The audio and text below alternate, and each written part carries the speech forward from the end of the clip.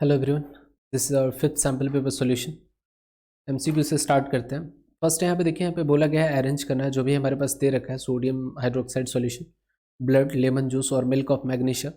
इसको pH value जिस हिसाब से रहता है उसके ऑर्डर में अरेंज करना है, किसका पीएच वैल्यू सबसे ज़्यादा होगा, किसका सबसे कम होगा। तो इसमें जो होता है वो आपको एग्जैक्ट वैल्यू याद नहीं रखना है, इसमें एक रिलेटिव आपको पोजीशन याद रखना है। सबसे पहले अगर बात करें ब्लड का जो पीएच होता है, ब्लड जो होता है बेसिक होता है, इसका पीएच जो होता है रफली 7.4 के आसपास होता है। वहीं पे अगर लेमन की अगर बात कर ली, लेमन का जो ये हमारा इसका पीएच जो होता है 2 और 3 के बीच में होता है, 2 और 3 के बीच में होता है। और milk of magnesia MgOH whole twice होता है milk of magnesia. Milk of magnesia की अगर बात करें तो इसका जो पीएच होता है वो रफली हमारा 7 से एबव होता है। और सोडियम हाइड्रोक्साइड की अगर बात करें तो ये हाईली हमारे पास कैसा होता है, स्ट्रॉन्ग बेस होता है। इसका मतलब 7 से क्या कहीं ज़्यादा हमारे पास होगा। तो सबसे ज़्यादा यहाँ पे पीएच किसका होगा, तो ए का होगा। ए सबसे ज़्यादा इसका पीएच होगा। और सबसे कम पीएच की अगर बात करें तो सबसे कम पीएच हमारे पास लेमन का होगा, दैट मीन्स सी।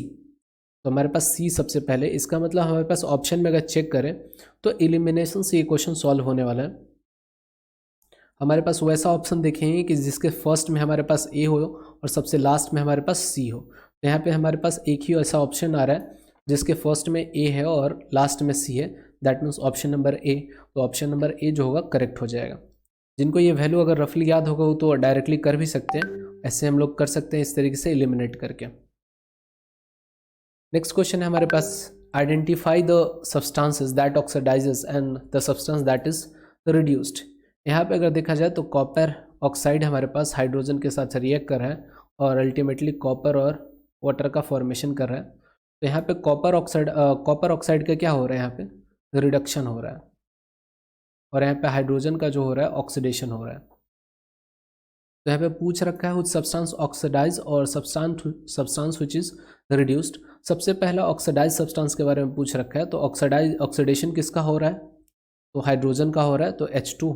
और हमारे पास रिडक्शन किसका हो रहा है, कॉपर का, कॉपर ऑक्साइड का। तो ऑप्शन नंबर ए जो होगा इसका करेक्ट आंसर होगा। नेक्स्ट क्वेश्चन आपसे पूछ रखा है, the colour of crystal before heating and after heating respectively. यहाँ पे देखिए हमारे पास कॉपर फेरस सल्फेट क्रिस्टल लिया रखा है, आयरन सल्फेट। यहाँ पे अगर बात करें तो आयरन सल्फेट जो होता है इसके साथ वाटर मॉलिक्यूल भी होता है, FeSO4.7H2O। जब इस तरीके से हाइड्रेटेड रहता है तो इसका कलर जो होता है ग्रीन कलर का होता है ना, ग्रीन कलर का। लेकिन अगर FeSO4 की अगर सिंपली अगर बात करें तो इसका कलर जो होता है पेल ग्रीन या लाइट ग्रीन बोलते हैं। तो यहाँ पे पेल ग्रीन सारे ऑप्शन में आप देखो तो पेल ग्रीन दे रखा है, इसका मतलब ये इसको हीट नहीं किया जा रहा है। हीट किसको किया जा रहा है, FeSO4 को हीट किया जा रहा है। जैसे ही हम इसको हीट करते हैं तो इसका थर्मल डिकम्पोजिशन होता है और फेरिक ऑक्साइड का फॉर्मेशन होता है, Fe2O3 का फॉर्मेशन। साथ साथ सल्फर डाइऑक्साइड और सल्फर ट्राइऑक्साइड का क्या होता है, फॉर्मेशन होता है। फेरिक ऑक्साइड की अगर बात करें तो ये कैसा होता है, रेडिश ब्राउन कलर का होता है, रेडिश ब्राउन कलर का होता है। तो यहाँ पे पूछा गया कि हीट करने से पहले हमारे पास क्रिस्टल कैसा होगा और हीट करने के बाद कैसा होगा। तो हीट करने से पहले ये कैसा होगा, पेल ग्रीन होगा।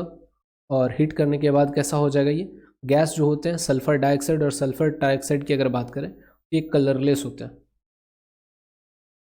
कलरलेस गैस होते हैं। तो जो कलर बचेगा हमारे पास कैसा बनेगा, रेडिश ब्राउन। तो हमारे पास ऑप्शन नंबर ए जो होगा वो करेक्ट हो जाएगा। इसमें से दे रखा है कौन सा हमारे पास करेक्ट है, इसमें से ऑप्शन देखना है। डिसोल्यूशन कहने का मतलब होता है सोल्यूट और सॉल्वेंट को मिक्स करना, उसी को dissolution, that means option number A जो है हमारे पास करेक्ट है, फर्स्ट जो हमारे पास करेक्ट है। एक्सोथर्मिक में हीट जो होता है एब्जॉर्ब ना होकर के रिलीज होता है, तो ये हमारे पास रॉन्ग स्टेटमेंट है। और रिवर्सिबल चेंज में क्या होता है, रिएक्टेंट से प्रोडक्ट बनाते हैं और प्रोडक्ट से हम क्या कर सकते हैं, रिएक्टेंट बना सकते हैं। तो रिएक्टेंट कैन बी ऑब्टेन, बिल्कुल सही है। तो यहाँ पे फर्स्ट और थर्ड हमारे पास करेक्ट आंसर है। तो फर्स्ट और third that means option number C जो होगा इसके लिए सही होगा। नेक्स्ट बोल रखा है, an element reacts with oxygen, give a compound which has high melting point and this compound is soluble in water। है ना। The element likely to be, यहाँ पे देखिए सबसे पहला बोल रखा है हमारे पास हाई मेल्टिंग पॉइंट होगा, इसका कहीं ना कहीं हमारे पास कैसा होगा, कहीं ना कहीं आयनिक नेचर होगा या मेटालिक बॉन्ड की तरह होगा ये। तो यहाँ पे अगर बात करें तो आयरन अगर ऑक्सीजन के साथ अगर रिएक्ट करेगा, अगर ऑप्शन से एलिमिनेट करना चाहे, अगर आयरन अगर ऑक्सीजन के साथ रिएक्ट करेगा तो दो तरीके का ऑक्साइड बनाता है, Fe2O3 का फॉर्मेशन करेगा, FeO का फॉर्मेशन कर सकता है, या फिर मिक्स्ड ऑक्साइड का फॉर्मेशन करेगा तो हमारे पास क्या होगा, Fe3O4 हो जाएगा। तो ये जो होता है ये सॉल्युबल नहीं होता, वाटर में सॉल्युबल ये नहीं होता, तो हमारे पास आयरन वाला इस तरीके से एलिमिनेट हो गया। नेक्स्ट यहाँ पे कार्बन की अगर बात करें और सिलिकन की अगर बात करें तो ये गैसेस का फॉर्मेशन करेगा। सिलिकन ऑक्साइड की अगर बात करें ये सॉलिड होता है, इनसॉल्युबल होता है। लेकिन वही कैल्शियम की अगर बात करें तो कैल्शियम इसका करेक्ट आंसर इसलिए हो जाएगा कि कैल्शियम जब हमारे पास क्या होता है ऑक्सीजन के साथ रिएक्ट करता है तो कैल्शियम ऑक्साइड का फॉर्मेशन करता है, और ये पानी में क्या होता है, ईजिली सॉल्युबल होता है।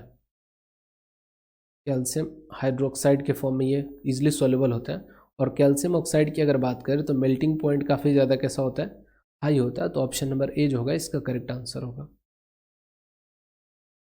नेक्स्ट क्वेश्चन यहाँ पे दे रखा है, a metal treated with dilute sulphuric acid which gas evolve is collected by the method एट सोन इन। यहाँ पे देखिएगा, यहाँ पे जो बबल है हमारे पास, मेटल को अगर सल्फ्यूरिक एसिड के साथ मेटल और एसिड जब होता है रिएक्ट करता है तो हाइड्रोजन गैस क्या करता है, प्रोड्यूस होता है, हाइड्रोजन गैस हमारा प्रोड्यूस होता है। तो यहाँ पे कौन सा हो जाएगा, ऑप्शन नंबर ए जो होगा करेक्ट हो जाएगा। और हाइड्रोजन गैस जो होता है पॉप साउंड के साथ जलता है, पॉप साउंड के साथ ये जलता है। नेक्स्ट है हमारे पास structure formula of ethyne. Ethyne की अगर बात करें तो इथ वर्ड जो है सबसे पहला, और ये हमारे पास क्या है, YNE से पता चलता है कि हमारे पास कार्बन कार्बन के बीच में ट्रिपल बॉन्ड होगा। और इथ कहने का मतलब हमारे पास कितने कार्बन होंगे, 2 कार्बन होने चाहिए। तो सारे ऑप्शन में अगर देखा जाए तो हमारे पास 2 कार्बन है। ऑप्शन नंबर डी हमारे पास ऐसे ही एलिमिनेट हो जाएगा क्योंकि कार्बन कार्बन के बीच में ट्रिपल बॉन्ड नहीं है। ऑप्शन नंबर सी भी एलिमिनेट हो जाएगा। ए और बी के बीच में अगर देखा जाए तो यहाँ पे हमारे पास दे रखा है, यहाँ पे देखो तो कार्बन हमारे पास क्या हो रहा है, H3 दे रखा है, यहीं से गड़बड़ है। ऑप्शन नंबर ए की अगर बात करें तो यहाँ पे देखो वैलेंसी भी हमारे पास वैलिड है। हमारे पास इथाइन का स्ट्रक्चर जो होता है इस तरीके से होता है, एक हाइड्रोजन जो होता है कार्बन से अटैच्ड रहता है। तो इस कार्बन का 4 वैलेंसी पूरा है, इस कार्बन का भी 4 वैलेंसी पूरा है, और हाइड्रोजन का डुप्लेट भी पूरा है। तो यहाँ पे ऑप्शन नंबर ए जो होगा करेक्ट आंसर हो जाएगा।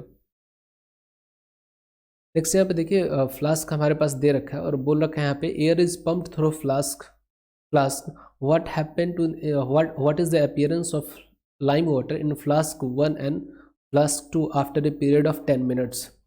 फर्स्ट यहाँ पे पिक्चर में आप देखोगे तो फर्स्ट यहाँ पे जो दे रखा है ये हमारा पोटेशियम हाइड्रोक्साइड सॉल्यूशन है जो कार्बन डाइऑक्साइड को इजीली एब्जॉर्ब कर लेता है। ये NCERT के ये हमारे पास जो होता है एक्सपेरिमेंट से लिया गया है ये क्वेश्चन।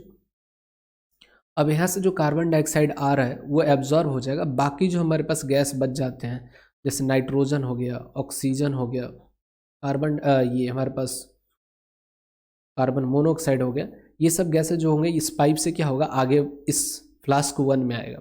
फ्लास्क 1 में हमारे पास प्रेशर कैसा हो जाएगा, हाई रहेगा। प्रेशर हाई होने की वजह से यहाँ से जो गैसेस निकलेगा वो हमारे पास कहाँ जाएगा, इस वाले में आएगा। और इस वाले में हमारे पास क्या है, इंसेक्ट्स है, ये कार्बन डाइऑक्साइड रिलीज करेगा। तो कार्बन डाइऑक्साइड जो होगा और अदर गैसेज जो होंगे ये पूरा इस ट्यूब से होते हुए क्या आ जाएगा, फ्लास्क नंबर 2 में आ जाएगा। और फ्लास्क नंबर 2 में हमारे पास क्या रखा हुआ है, कैल्शियम हाइड्रोक्साइड रखा हुआ है। तो कैल्शियम हाइड्रोक्साइड रखा हुआ है तो कैल्शियम हाइड्रोक्साइड में जैसे ही कार्बन डाइऑक्साइड जब मिलता है तो हमारे पास फॉर्म होता है कैल्शियम कार्बोनेट का क्या होता है, फॉर्मेशन होता है जो वाटर को कैसा बना देता है, तो मिल्की वाइट। यहाँ पे देखिएगा तो ऑप्शन नंबर हमारे पास क्या हो जाएगा, फ्लास्क 2 हमारा कैसा रहेगा, वाइट क्लाउडी रहेगा। और फ्लास्क 1 हमारे पास क्लियर होगा। क्लियर इसलिए होगा कि फ्लास्क 1 में हमारे पास कार्बन डाइऑक्साइड उल्टा नहीं जा सकता है क्योंकि ऑलरेडी इसका प्रेशर जो है फ्लास्क 1 का हाई रहेगा। तो कार्बन डाइऑक्साइड अगले वाले ग्लास में, अगले वाले टेस्ट ट्यूब में क्या होगा, मूव करेगा। तो ऑप्शन नंबर 20 का सही आंसर होगा। नेक्स्ट हमारे पास, from the mouth the food is taken to the stomach through, है ना। माउथ से अगर बात करें तो हमारे पास स्टमक में फूड जाता है किसके थ्रू, तो ओसोफेगस के थ्रू जाता है। तो ऑप्शन नंबर डी जो होगा इसका करेक्ट आंसर होगा। नेक्स्ट यहाँ पे देखिए 2 pink coloured flowers on crossing result in two 1 हमारे पास रेड है, 2 पिंक है और 1 हमारे पास वाइट है। From the nature of cross, nature of cross बोल रखा है। एक तो आप सिंपल सा मोनो हाइब्रिड यहाँ से क्वेश्चन पे देख रखो, 2 पिंक कलर्ड फ्लावर्स को यहाँ पे क्रॉस कराया जा रहा है, मतलब कि हमारे पास एक ही कैरेक्टर ले रहे हैं, मोनो हाइब्रिड क्रॉस है, मोनो हाइब्रिड क्रॉस है। तो मोनो हाइब्रिड क्रॉस में आपको याद होगा जो एनसीईआरटी में जो दे रखा है, जस्ट उसी पे बस कलर चेंज कर दिया है। तो यहाँ पे मोनो हाइब्रिड क्रॉस में हम क्या कराते हैं, सेल्फ पॉलिनेशन कराते हैं। तो यहाँ से डायरेक्ट आप सेल्फ पॉलिनेशन टिक कर सकते हो, या दूसरा अगर बात करें तो यहाँ पे ऑप्शन एलिमिनेशन से जा सकते हैं, डबल फर्टिलाइजेशन। क्रॉस कहने का मतलब क्या होता है, क्रॉस कहने का मतलब होता है पॉलिनेशन, पॉलिनेशन होता है। तो पॉलिनेशन दो तरीके का होता है, एक हमारे पास कैसा होता है, क्रॉस हो जाता है, और एक हमारे पास पॉलिनेशन, और एक हमारे पास सेल्फ पॉलिनेशन होता है। तो डबल फर्टिलाइजेशन होने का कोई चांस ही नहीं बनता है, और फर्टिलाइजेशन होगा नहीं, क्योंकि 2 पिंक कलर फ्लावर को जब आपस में पॉलिनेट किया जाता है तो उसका प्रोजेनी, प्रोजेनी कहने का मतलब ऑफ स्प्रिंग जो मिलता है, तो विदाउट फर्टिलाइजेशन ऑफ स्प्रिंग कहाँ से आएगा। तो ऑप्शन नंबर ए और डी हमारे पास एलिमिनेट हो जाता है। अब यहाँ पे क्रॉस और सेल्फ बचता है। क्रॉस ऑफ सेल्फ में हम इस तरीके से कर सकते हैं कि मोनो हाइब्रिड क्रॉस है, इसका मतलब हमारे पास क्या होगा, सेल्फ फर्टिलाइजेशन, सेल्फ पॉलिनेशन होगा। तो ऑप्शन नंबर बी जो होगा इसका करेक्ट आंसर होगा। Which statement is not true about thyroxine, thyroxine की अगर बात करें, थायराइड ग्लैंड जो होता है वो इसको क्या करता है, प्रोड्यूस करता है। और यहाँ पे अगर बात करें तो iron is essential for synthesis of thyroxine, तो आयरन का कोई काम ही नहीं होता है थायरॉक्सिन के प्रोडक्शन में। लेकिन बाकी अगर ऑप्शन की अगर बात करें, it regulates carbohydrate, protein and fat metabolism in the body, बिल्कुल सही है। थायरॉक्सिन जो होता है इन सारे मेटाबॉलिज्म को कंट्रोल करता है। Thyroid gland required iodine to for the synthesis of thyroxine, ये भी हमारे पास सही है, आयोडीन का रिक्वायरमेंट होता है थायरॉक्सिन के प्रोडक्शन में। Thyroxine is also called, thyroxine is also called thyroid hormone, ये भी सही है, थायराइड हार्मोन के नाम से भी इसको जाना जाता है। तो यहाँ पे करेक्ट नहीं ये पूछा गया, नॉट ट्रू, तो ऑप्शन नंबर ए जो होगा इसका आंसर हो जाएगा। During adolescence several changes occur in human body, mark one change associated with the maturation in boys, जो सिर्फ बॉयज में होते हैं। अब यहाँ पे अगर बात करें, लॉस ऑफ टिथ जो होता है वो गर्ल्स में भी होता है, मिल्क टिथ का लॉस जो होता है गर्ल्स में भी होता है और बॉयज़ में भी होता है। हाइट इंक्रीमेंट की अगर बात करें तो बॉयज़ गर्ल्स दोनों में होता है। वेट गेन की अगर बात करें तो ये भी बॉयज़ गर्ल्स दोनों में होता है। लेकिन क्रैकिंग ऑफ वॉइस कहने का मतलब क्या होता है, जो बॉयज़ होते हैं उनका आवाज़ जो थोड़ा सा होता है वो रफ हो जाता है, हार्ड हो जाता है, उसी को बोलते हैं क्रैकिंग ऑफ वॉइस। तो ये सिर्फ बॉयज़ में होता है, तो ऑप्शन नंबर सी जो होगा इसका करेक्ट आंसर हो जाएगा। नेक्स्ट यहाँ पे पूछ रखा है, a current of 1 ampere is drawn by the filament of electric bulb as shown in figure. The number of electron passing through the cross section area of filament in 16 second, रफली आपको रफली बताना है। ये law of quantization of charge पे ये based question है। Q is equal to हमारे पास किसके बराबर होता है, NE के बराबर होता है, इसी पे हमारे पास। अब यहाँ पे 1 एम्पियर करंट हमारे को दे रखा है, Q/T हमारे पास किसके बराबर होता है, I के बराबर होता है। ये रिलेशन देखिएगा यहाँ पे, तो हमारे पास कितना हो जाएगा, Q इज इक्वल टू कितना लिख सकते हैं अपन, IT लिख सकते हैं, और Q इज इक्वल टू हमारे पास कितना होता है, लॉ ऑफ क्वांटाइजेशन से रिप्लेस अगर करेंगे तो NE इज इक्वल टू हमारे पास कितना हो जाएगा, IT के बराबर हो जाएगा। तो यहाँ पे नंबर ऑफ इलेक्ट्रॉन्स हमसे पूछ रखा है, तो यहाँ पे 16 सेकेंड में बोल रखा है, तो नंबर ऑफ इलेक्ट्रॉन्स मान लेते हैं कि हमारे पास N है। इलेक्ट्रॉन का जो चार्ज होता है वो हमारे पास होता है 1.6 इंटू 10⁻⁻19 कूलम। ये हमारे पास करंट दे रखा है 1 एम्पियर, और टाइम हमारे पास दे रखा है 16 सेकेंड। यहाँ से कैलकुलेट किया जाए तो n का वैल्यू हमारे पास कितना हो जाएगा, 16/16 इंटू 10 इंटू 10⁻⁻19। 16 कट जाएगा, और n के वैल्यू की अगर बात करें 10 इंटू 10⁻19 हो जाएगा, और n का वैल्यू हमारे पास 10⁻20 हो जाएगा। यहाँ पे आंसर जो होगा ऑप्शन नंबर ए जो होगा इसका करेक्ट आंसर होगा।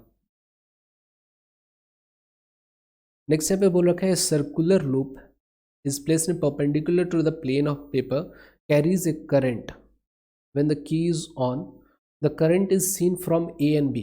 करंट किस तरीके से देखा जा रहा है, एक बार ए की तरफ से देखा जा रहा है, एक बार बी की तरफ से देखा जा रहा है।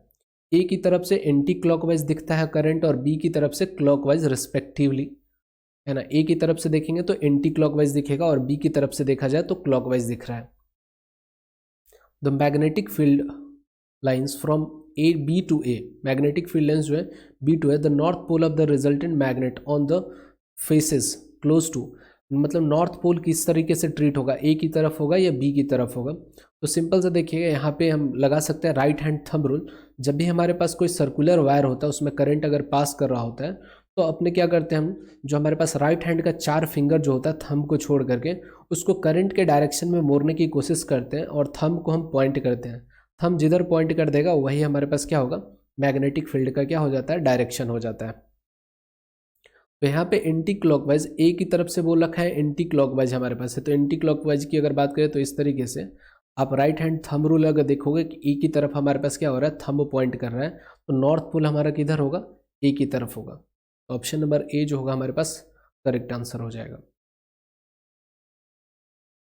नेक्स्ट क्वेश्चन है हमारे पास, identify the circuit in the given figure electrical component having properly connected, है ना। इसमें से कौन सा हमारे पास प्रॉपर फिगर है ये चेक करना है। फर्स्ट यहाँ पे देखिए तो सबसे पहले जान लेते हैं कि एम मीटर होता है। एम मीटर को हमेशा सीरीज में क्या किया जाता है, कनेक्ट किया जाता है। और वोल्ट मीटर की अगर बात करें, वोल्ट मीटर को हमेशा रेजिस्टेंस के पैरेलल में कनेक्ट किया जाता है। वोल्ट मीटर से वोल्टेज मेजर करते हैं और एम मीटर से जो करंट मेजर होता है, करंट मेजर होता है। फर्स्ट नंबर यहाँ पे फिगर में अगर देखा जाए तो एम मीटर क्या किया गया, सीरीज में कनेक्ट किया गया, बट वोल्ट मीटर को भी सीरीज में कनेक्ट कर दिया गया। तो ये वाला फिगर इस कारण से रॉन्ग है। नेक्स्ट फिगर की अगर बात करें तो यहाँ पे हमारे पास देखा जाए तो यहाँ पे हमारे पास रेजिस्टेंस के हमारे पास पैरेलली कनेक्ट किया गया है वोल्ट मीटर, ये सही ओरिएंटेशन है, और एम मीटर को सीरीज में किया गया है, तो ये वाला हमारे पास सही है। थर्ड वाले की अगर बात करें तो एम मीटर को पैरेलली कनेक्ट कर दिया गया, तो ये हमारे पास रॉन्ग है। फोर्थ वाले में अगर बात करें तो यहाँ पे देख पाओगे कि नेगेटिव टर्मिनल और पॉजिटिव टर्मिनल यहाँ पे दिखाए गए। इवन हमारे पास कनेक्शन सही है बट नेगेटिव पॉजिटिव देख पाओगे, यहाँ पे हमारे पास पॉजिटिव और यहाँ पे नेगेटिव शो किया गया है, तो ये हमारे पास रॉन्ग हो जाएगा। तो ऑप्शन नंबर सेकंड जो होगा इसका करेक्ट आंसर होगा। नेक्स्ट क्वेश्चन है, which of the following correctly describes the magnetic field near a long straight wire. हमारे पास कोई स्ट्रेट वायर है उसके कारण जो है मैग्नेटिक फील्ड किस तरीके से होगा। तो हमारे पास स्ट्रेट अगर वायर होता है तो उसके कारण मैग्नेटिक फील्ड जो होता है वो कंसेंट्रिक सर्कल होता है, कंसेंट्रिक सर्कल होता है। तो सबसे पहले हम देख लेंगे, यही चेक कर लेंगे कंसेंट्रिक सर्कल वाला। तो ऑप्शन नंबर डी में field consist of concentric circles centred on the wire, option number D जो होगा इसका करेक्ट आंसर हो जाएगा। इक्वेशन हमारे पास दे रखा है, कार्बन और ऑक्सीजन का रिएक्शन से हमारे पास कार्बन डाइऑक्साइड प्रोड्यूस होता है। एक कॉम्बिनेशन रिएक्शन का एग्जांपल है, बिल्कुल सही है, असर्शन बिल्कुल सही है। रीजन दिया है, in the given above equation carbon and oxygen react to give carbon dioxide. तो कॉम्बिनेशन रिएक्शन में क्या होता है, दो रिएक्टेंट या दो से ज़्यादा रिएक्टेंट एक सिंगल प्रोडक्ट का फॉर्मेशन करते हैं। तो यहाँ पे भी कार्बन और ऑक्सीजन रिएक्ट करके एक सिंगल कार्बन डाइऑक्साइड का प्रोडक्शन कर रहा है, तो ये रीज़न भी हमारे पास क्या है, करेक्ट है। तो ऑप्शन नंबर ए जो होगा हमारे पास करेक्ट आंसर हो जाए। 18 नंबर देखिएगा, a change is non reproductive tissue, change in non reproductive tissue can pass through DNA to the germ cell. Germ cell कहने का मतलब क्या होता है हमारे पास, रिप्रोडक्टिव सेल्स कहने का मतलब यहाँ पे हो जाएगा स्पर्म। जर्म सेल्स कहने का मतलब हो जाएगा स्पर्म एंड एग, इसी को जर्म सेल बोलते हैं। अब यहाँ पे नॉन रिप्रोडक्टिव टिश्यू में जो चेंजेज आते हैं उनको हम क्या बोलते हैं, एक्वायर्ड ट्रेट बोलते हैं, एक्वायर्ड ट्रेट, और एक होता है इनहेरिटेड ट्रेट।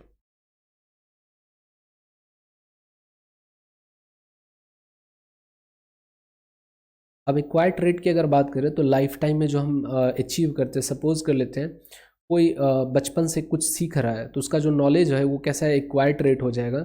लेकिन हमारे जो ट्रांसफरेबल कैरेक्टर होते हैं, मदर से जो अपने को गुण मिला है, कोई कैरेक्टर अगर मिला है, हेयर का कलर है, आई का कलर है, वो इनहेरिटेड ट्रेट होता है।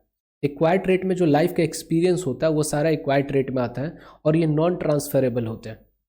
लेकिन इनहेरिटेड ट्रेट की अगर बात करें तो ये ट्रांसफरेबल ट्रेट को हम क्या बोलते हैं, इनहेरिटेड ट्रेट बोलते हैं। तो यहाँ पे फर्स्ट बोला गया नॉन रिप्रोडक्टिव टिश्यू में जो हमारे पास चेंजेस आते हैं उनको हम एक्वायर्ड ट्रेट बोलते हैं। तो एक्वायर्ड ट्रेट डीएनए के थ्रू पास नहीं होता है, तो असर्शन हमारे पास यहाँ पे रॉन्ग है। रीज़न की अगर बात करें तो acquired trait included the trait developing during the life time. Acquired trait जो होता है लाइफ टाइम के दौरान जो भी हम गेन करते हैं, जो भी कुछ सीखते हैं, वो सारे किसके अंदर आता है, एक्वायर्ड ट्रेट के अंदर आता है। तो रीज़न हमारे पास सही है। और can not pass to its progeny, अगले जनरेशन में एक्वायर्ड ट्रेट पास नहीं होता है। तो यहाँ पे एसर्शन हमारे पास फॉल्स है, लेकिन रीज़न हमारे पास ट्रू है। तो ऑप्शन नंबर डी जो होगा इसका करेक्ट आंसर होगा। नेक्स्ट यहाँ पे देखिएगा, the thickest muscles present in the left atrium. Atrium में हमारे पास थिकेस्ट मसल होता है, जो कि बिल्कुल गलत है। अगर हार्ट का पिक्चर अगर देखा जाए तो हमारे पास ये जो नीचे हमारे पास क्या होता है, वेंट्रिकल वाला पार्ट होता है। वेंट्रिकल को ज़्यादा प्रेशर झेलना पड़ता है, तो वेंट्रिकल का जो मसल होते हैं वो क्या होता है, ज़्यादा थिक होते हैं। ऊपर वाला जो चेम्बर होता है, ये वाला हमारे पास क्या कहलाता है, एट्रियम कहलाता है। तो एट्रियम का जो चेम्बर होता है ये पतला होता है, लेकिन यही अगर वेंट्रिकल की अगर बात करें तो वेंट्रिकल का जो मसल्स होते हैं वो मोटे होते हैं। तो यहाँ पे असर्शन हमारे पास इनकरेक्ट है। Left atrium receive deoxygenated blood from the lungs. Left atrium जो होता है ऑक्सीजनेटेड ब्लड जो होता है कैरी करता है, लंग्स से उसमें ऑक्सीजनेटेड ब्लड आता है, बट यहाँ पे डीऑक्सीजनेटेड ब्लड दे रखा है। तो रीज़न भी हमारे पास यहाँ पे इनकरेक्ट है। तो both assertion and reason are false. Option number D इसका करेक्ट आंसर हो जाएगा। 20 नंबर में दे रखा है, a direction current flows through a metallic rod produces magnetic field only outside the rod. बिल्कुल सही है।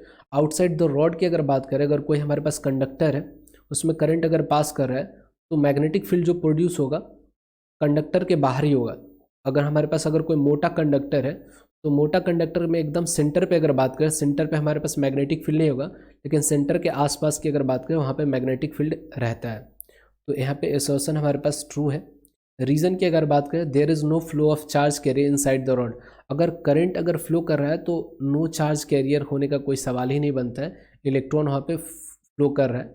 यहाँ पे रीज़न इनकरेक्ट हो जाएगा, बट असर्शन हमारे पास ट्रू है। तो ऑप्शन नंबर सी जो होगा इसका करेक्ट आंसर हो जाएगा। यहाँ पे बोल रखा है इलेक्ट्रिकल कंडक्टिविटी, तो हमारे पास आता है सबसे पहले रेजिस्टिविटी। रेजिस्टिविटी की अगर बात करें तो हमारे पास अगर कोई कंडक्टर है जिसका लेंथ हमारे पास 1 यूनिट है, लेंथ की अगर बात करें तो 1 यूनिट है, और इसका एरिया जो क्रॉस सेक्शन एरिया की अगर बात करें तो ये भी हमारे पास 1 यूनिट स्क्वायर है। तो इसका जो रेजिस्टेंस होगा ये हमारे किसके बराबर होगा, रेजिस्टिविटी के बराबर होगा। रेजिस्टिविटी को रो सिंबल से रिप्रेजेंट करते हैं। और रेजिस्टिविटी की अगर बात करें तो ये डिपेंडेंट किस चीज़ पे होता है, मटेरियल डिपेंडेंट होता है, साथ साथ ये टेम्परेचर पे भी डिपेंडेंट होता है। टेम्परेचर अगर बहुत ज़्यादा इंक्रीज करा दिया गया या डिक्रीज करा दिया जाए तो टेम्परेचर पे भी हमारा रेजिस्टिविटी जो होता है डिपेंडेंट होता है। यहाँ पे हमारे पास इलेक्ट्रिकल कंडक्टिविटी की अगर बात करें तो इलेक्ट्रिकल कंडक्टिविटी हमारा क्या होता है, रेसिप्रोकल ऑफ रेजिस्टिविटी। रेजिस्टिविटी का जो रेसिप्रोकल होता है 1 upon resistivity is defined as electrical conductivity. Next यहाँ पे देखिए क्वेश्चन पूछ रखा है, give 2 reasons for the following. We can store copper sulphate solution in silver vessel. Copper sulphate solution को हम सिल्वर वेसल में क्या कर सकते हैं, स्टोर कर सकते हैं, क्योंकि आप देखोगे यहाँ पे but not silver nitrate solution ये हमारे पास दे रखा है।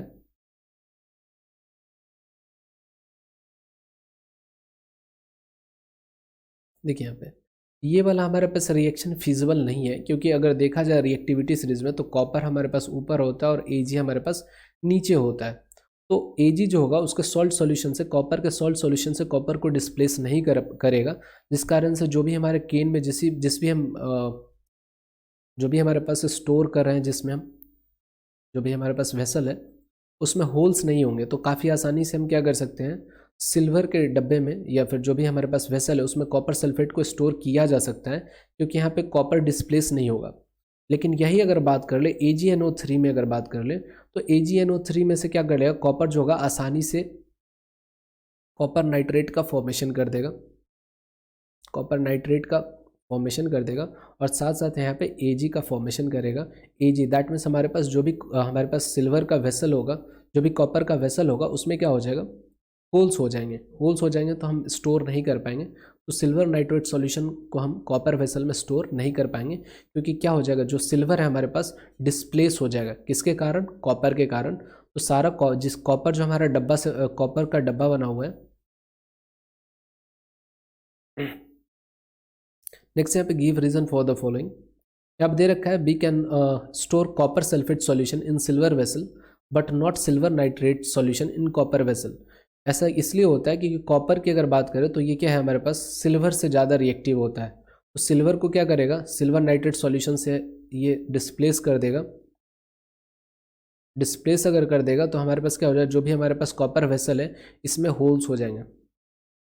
होल्स होने की वजह से हमारे पास सिल्वर नाइट्रेट सॉल्यूशन इसमें स्टोर हम नहीं कर सकते हैं। तो यहाँ पे लिख दोगे आप रिएक्टिविटी सीरीज का, दे दोगे एग्जांपल कि कॉपर हमारे पास सिल्वर से ऊपर होता है रिएक्टिविटी सीरीज में, जिस कारण से कॉपर क्या होगा, सिल्वर को डिस्प्लेस करेगा सिल्वर नाइट्रेट सॉल्यूशन से, जिस कारण से जिस भी कॉपर के वेसल में क्या हो जाएगा, होल्स हो जाएंगे और इस तरीके से हम कॉपर के कंटेनर में हम सिल्वर नाइट्रेट सॉल्यूशन को स्टोर नहीं कर सकते हैं। नेक्स्ट क्वेश्चन यहाँ पे पूछ रखे हैं food cans coated with tin rather than zinc. यहाँ पे देखिए टिन से ये जो होता है जिंक से नहीं किया जाता है, टिन से किया जाता है। रीज़न क्या होता है, जहाँ पे जिंक होता है एक तो हमारे पास क्या होता है, ऑक्सीडेशन बहुत तेज हो जाता है और साथ साथ जो भी हमारे पास फूड कैन्स की अगर बात करें तो रेंसिडिटी होने का चांसेस बढ़ जाता है। रेंसिडिटी होने का चांसेस बढ़ जाता है और ये कैसा होता है, ज़्यादा रिएक्टिव होता है, तो बहुत जल्दी कोरोड कर जाएगा। टिन की अगर बात करें तो चीप होता है, रेंसिडिटी बहुत लेट से होता है, यहाँ पे ऑक्सीडेशन बहुत लेट से होता है, टेक्स टाइम इन ऑक्सीडेशन, है ना। तो जिस कारण से हम टिन का इस्तेमाल कर लेते हैं रादर देन जिंक का।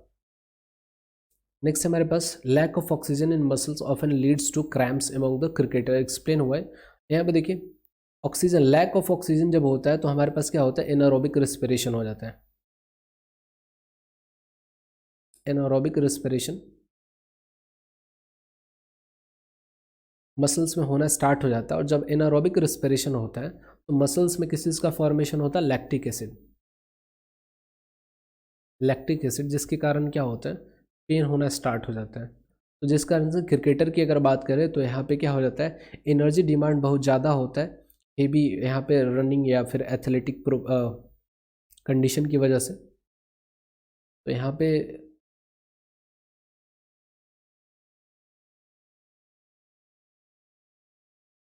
देखिएगा, lack of oxygen in muscles often leads to muscle cramps एवं द क्रिकेटर्स एक्सप्लेन हुआ है। अगर क्रिकेटर्स की अगर बात करें तो हेवी फिजिकल एक्सरसाइज करते हैं और हेवी फिजिकल एक्सरसाइज करते हैं तो लैक ऑफ ऑक्सीजन होगा। लैक ऑफ ऑक्सीजन में हमारे पास बॉडी मसल्स में क्या स्टार्ट हो जाते हैं, एनारोबिक रिएक्शन, एनारोबिक रिस्पिरेशन।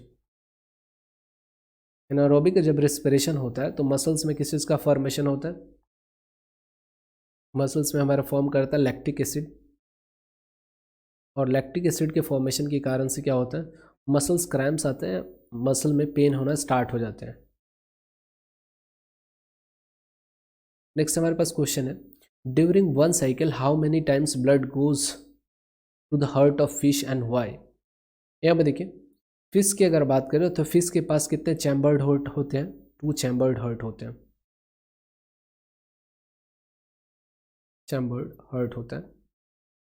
अब यहाँ पे 2 चैम्बर्ड हार्ट की अगर बात करें तो ऐसा समझ लीजिए, ये हमारे पास एक ऑरिकल होता है और एक वेंट्रिकल होता है। ये हमारे पास रहा बॉडी और ये हमारे पास रहा गिल्स। यहाँ पे एग्जैक्टली क्या होता है, बॉडी से हमारे पास क्या होता है, ऑरिकल में हमारे पास ब्लड आता है और ऑरिकल से हमारे पास क्या होता है, वेंट्रिकल, और वेंट्रिकल से हमारे पास गिल्स और गिल्स से सीधे बॉडी में आ जाता है ब्लड। यहाँ पे हमारे पास 2 बार हमारे पास चक्कर नहीं काटता। 2 चैम्बर्ड हार्ट होने की वजह से क्या होता है, जो भी हमारे पास डीऑक्सीजनेटेड ब्लड होता है ये ऑरिकल के पास आता है, ऑरिकल से वेंट्रिकल में जाता है और वेंट्रिकल से ये सीधा गिल्स में जाता है। गिल्स से क्या होता है, गैसियस एक्सचेंज होता है। गिल्स में क्या होता है, गैसियस एक्सचेंज होता है। गैसेस एक्सचेंज होने के बाद ब्लड जो होता है डायरेक्टली हार्ट में ना जा करके डायरेक्टली हमारे बॉडी में आ जाता है, फिश के बॉडी में आ जाता है। तो यहाँ पे देख पाओगे कि पूरे अगर बात करें तो एक साइकिल में हमारे पास ब्लड जो होता है हार्ट में कितनी बार जा रहा है, 1 बार जा रहा है। क्यों ऐसा होता है, तो इसके पास 2 चैम्बर्ड हार्ट ही होते हैं, तो ब्लड हमारा मिक्स हो जाएगा, इसकी वजह से एक ही साइकिल यहाँ पे चलता है। नेक्स्ट क्वेश्चन है हमारे पास, what are the functions of bicuspid and tricuspid valve in human heart. Human heart में अगर बात करें तो बाइकस्पीड वल्व और ट्राइकस्पीड वल्व की अगर बात करें, बाइकस्पीड वल्व जो होता है हमारे पास लेफ्ट में प्रेजेंट होता है, लेफ्ट पार्ट में, और ये हमारे पास राइट में प्रेजेंट रहता है। बाइकस्पीड वल्व और ट्राइकस्पीड वल्व जो होता है ये क्या करता है, बैक फ्लो को रोकता है, back flow of blood, back flow of blood, blood के बैक फ्लो को ये रोकता है, जिस कारण से जो हमारे पास ब्लड का जो ट्रांसपोर्टेशन हो काफ़ी ज़्यादा आसान हो जाता है।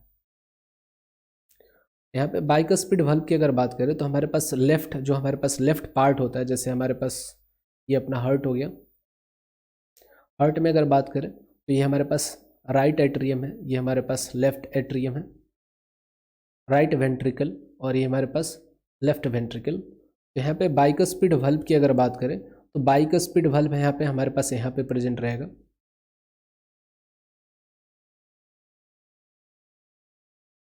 बाइकस्पीड वल्व को यहाँ क्या बोलते हैं, मिट्रल वल्व बोलते हैं, मिट्रल वल्व। और यहीं पे अगर बात करें जो राइट ऑरिकल, एट्रियम और वेंट्रिकल के बीच में रहने वाला जो पैसेज होता है इसको बोलते हैं ट्राइकस्पीड वल्व,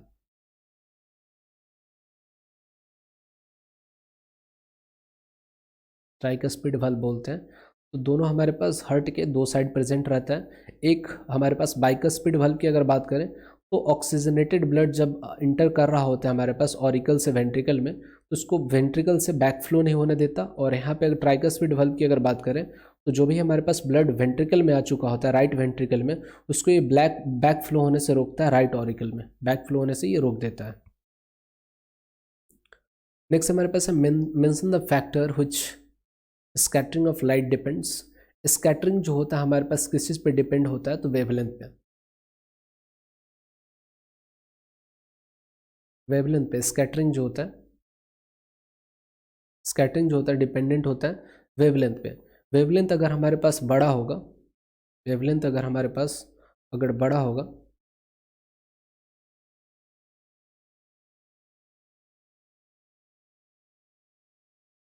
अगर हमारे पास लार्ज अगर वेवलेंथ होगा तो स्कैटरिंग जो होगा हमारे पास कम होगा। अगर वेवलेंथ हमारे पास स्मॉल होगा तो स्कैटरिंग जो होगा बहुत ज़्यादा होगा। यहाँ पे अगर रिले का अगर आप देखोगे स्टेटमेंट, तो रिले एक साइंटिस्ट ये बोल करके गए थे कि जो स्कैटरिंग होता है, स्कैटरिंग जो होता है वो डिपेंडेंट होता है inversely proportional to fourth power of wavelength. Wavelength जिसका जितना बड़ा होगा उतना ही स्कैटरिंग कम होगा, जिसका वेवलेंथ छोटा होगा उसमें स्कैटरिंग उतना ही ज़्यादा होगा। तो सबसे ज़्यादा स्कैटरिंग की अगर बात करें तो वायलेट लाइट का होता है, ब्लू का होता है, रेड का सबसे कम होता है। नेक्स्ट यहाँ पे पूछा गया why does the sky appears dark in space. Space में अगर बात करें तो हमारे पास कोई भी पार्टिकल्स नहीं होते हैं, no atmosphere, no particles. No particles मतलब यहाँ पे हमारे पास लाइट जो होगा किसी के साथ टकराएगा नहीं, अगर टकराएगा नहीं तो स्कैटरिंग भी नहीं होगा, नो स्कैटरिंग। अगर कोई स्कैटरिंग नहीं होगा तो हमारे आंखों तक जो लाइट पहुँचेगा कोई लाइट नहीं पहुँचेगा, नो लाइट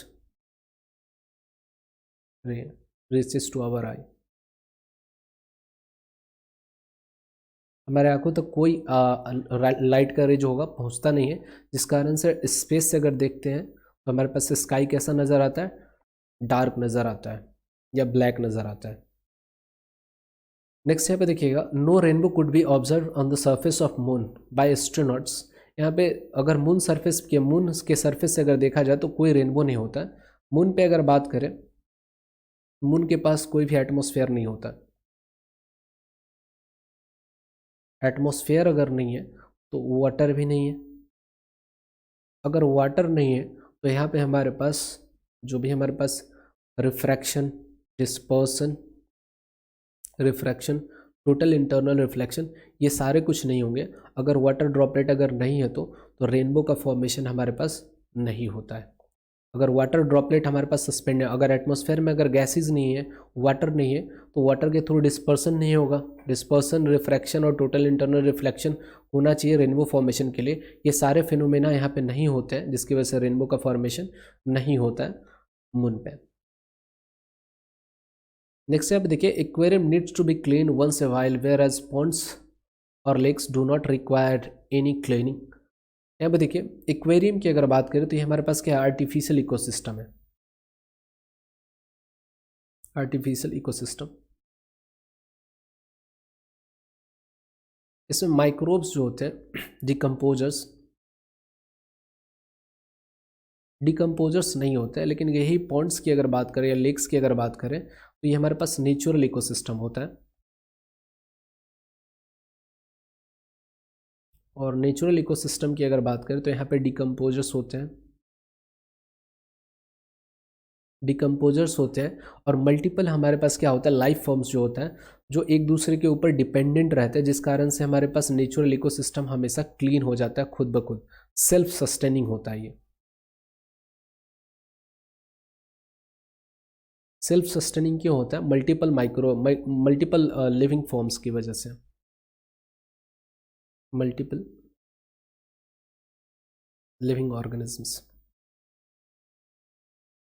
लेकिन वही अगर बात करें तो आर्टिफिशियल इकोसिस्टम हम या तो फिश को रखते हैं, और फिश के अलावा कुछ भी नहीं होता, तो डिकम्पोजर्स वहाँ पे लैक करते हैं, जिस कारण से अपने को एक्वेरियम बार बार क्लीन करना पड़ता है। लेकिन पॉन्ड में ऐसा नहीं है, ये सेल्फ सस्टेनिंग होता है।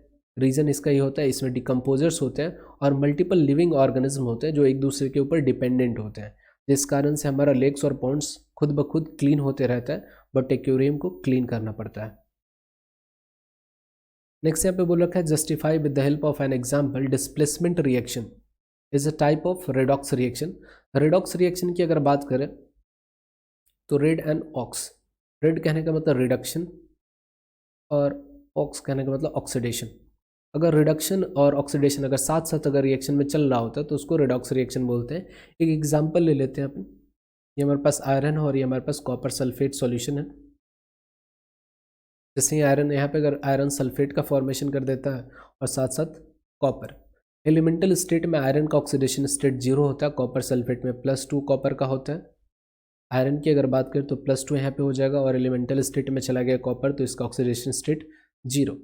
यहाँ पे अगर देखा जाए तो आयरन का क्या हो रहा है, ऑक्सीडेशन स्टेट बढ़ रहा है, 0 से मतलब ऑक्सीडेशन हो रहा है। और वहीं पे अगर बात करें कॉपर सल्फेट में, कॉपर का ऑक्सीडेशन स्टेट +2 से 0 जा रहा है, यहाँ पे रिडक्शन हो रहा है। तो एक ही रिएक्शन में, ये डिस्प्लेसमेंट रिएक्शन है, तो डिस्प्लेसमेंट रिएक्शन में एक सब्सटेंस हमारा ऑक्सीडाइज हो रहा है और दूसरा रिड्यूस हो रहा है, जिस कारण से इसको क्या बोलते हैं, displacement reaction is also type of redox reaction. Next question है हमारे पास, ionic compounds in general have high melting and boiling point. देखिए यहाँ पे आयनिक कंपाउंड की जब बात करते हैं, आयनिक कंपाउंड में अगर बात करते हैं तो इसमें क्या होता है, आयंस प्रेजेंट होते हैं, और दो तरीके के आयंस होते हैं, कटायंस और दूसरा हमारे पास होता है अनायंस। कटायंस की अगर बात करें तो ये पॉजिटिवली चार्ज होते हैं, और वही एनायंस की अगर बात करें नेगेटिवली चार्ज होते हैं। और कटायंस और अनायन के बीच में लगने वाला जो फोर्स होता है वो इलेक्ट्रोस्टैटिक फोर्स ऑफ अट्रैक्शन होता है।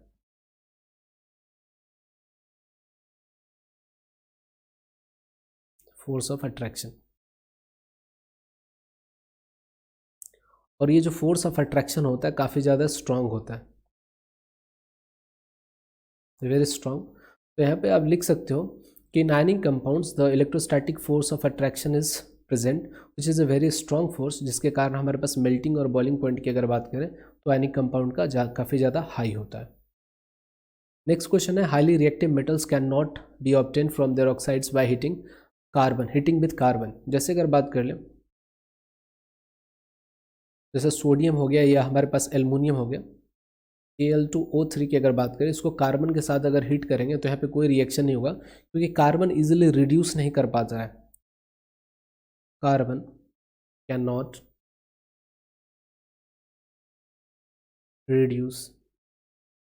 reduces oxides of reactive metals।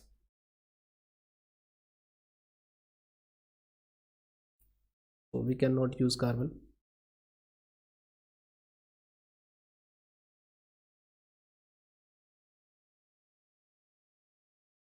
for obtaining metal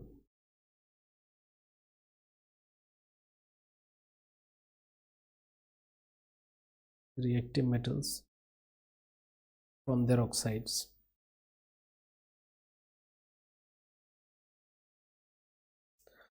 carbon की अगर बात करें तो रिएक्टिव मेटल के ऑक्साइड को ये रिड्यूस नहीं कर पाता। वहीं पे अगर जिंक की अगर बात करें मॉडरेटली रिएक्टिव है। तो अगर हमारे पास कार्बन के साथ अगर देखें तो जेडन ऑब्टेन हो जा रहा है और कार्बन मोनोऑक्साइड का प्रोडक्शन हो रहा है। तो मॉडरेटली रिएक्टिव को कार्बन जो होता है रिड्यूस कर देता है। जो मॉडरेटली रिएक्टिव एलिमेंट्स होते हैं, मेटल्स होते हैं, उनके ऑक्साइड को ये रिड्यूस कर लेता है। लेकिन हाईली रिएक्टिव मेटल्स की अगर बात करें तो उनके ऑक्साइड को रिड्यूस करना काफ़ी ज़्यादा मुश्किल हो जाता है। तो वहाँ पे कार्बन का इस्तेमाल हम नहीं कर पाते हैं।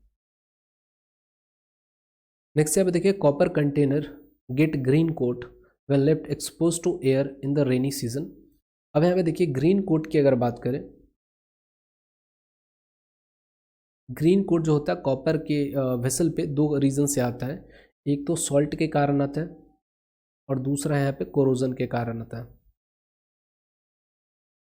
यहाँ पे देखिए सॉल्ट के कारण क्या होता है, कॉपर क्लोराइड, कॉपर क्लोराइड की अगर बात करें तो कॉपर क्लोराइड अगर हमारे पास क्या है हाइड्रेटेड, हाइड्रेटेड कॉपर क्लोराइड का अगर फॉर्मेशन हो गया तो ग्रीन कलर का पैच यहाँ पे देखने को मिलता है कॉपर के वेसल पे। और जब कोरोजन होता है तो यहाँ पे दो चीज़ का फॉर्मेशन होता है, एक हमारे पास होता है कॉपर हाइड्रोक्साइड और दूसरा हमारे पास होता है कॉपर कार्बोनेट। इन दोनों के मिक्सचर के कारण क्या होता है, ये दोनों आपस में मिक्स करते हैं तो बनता है हमारे पास ग्रीन कलर का पैच, है ना। तो रेनी सीजन में अगर बात करें तो रेनी सीजन में हमारे पास कॉपर हाइड्रोक्साइड भी बनता है और कॉपर कार्बोनेट भी बनता है, जिसकी वजह से क्या होता है दोनों मिक्स होते हैं और ग्रीन कलर का कोटिंग चढ़ जाता है कॉपर वेसल के ऊपर। लेकिन वही अगर हमारे पास हाइड्रेटेड सॉल्ट अगर कॉपर क्लोराइड का अगर बन जाता है, यही अगर हमसे पूछता जो एरिया हमारे पास क्या होते हैं सी के आसपास होता है, सी कोस्ट के आसपास जो बसे होते हैं सिचुएटेड होते हैं, वहाँ पे अगर बात करें ग्रीन कलर का कोटिंग किसके कारण आता है, तो आप यहाँ पे ये भी एक्सप्लेनेशन दे सकते हो कि कॉपर क्लोराइड का फॉर्मेशन हो जाता है। नेक्स्ट यहाँ पे state the function of the following in the alimentary canal. Alimentary canal में फंक्शन में लीवर की अगर बात करें तो ये प्रोड्यूस करता है बाइल जूस प्रोड्यूस करता है। गॉल ब्लैडर क्या करता है, स्टोरेज का काम करता है, storing bile juice, bile juice को स्टोर करने का काम करता है। विली की अगर बात करें तो ये हेल्प करता है एब्जॉर्प्शन में, absorption of nutrients. Next question है हमारे पास, in the process of respiration state the function of alveoli. तो एल्वियोलाई क्या होता है, site of gases exchange, gases exchange, gases exchange में कौन हेल्प करता है, तो एल्वियोलाई हेल्प करता है। नेक्स्ट हमारे पास है rate of breathing in aquatic organism is much faster than terrestrial organism. अब यहाँ पे अगर बात कर ले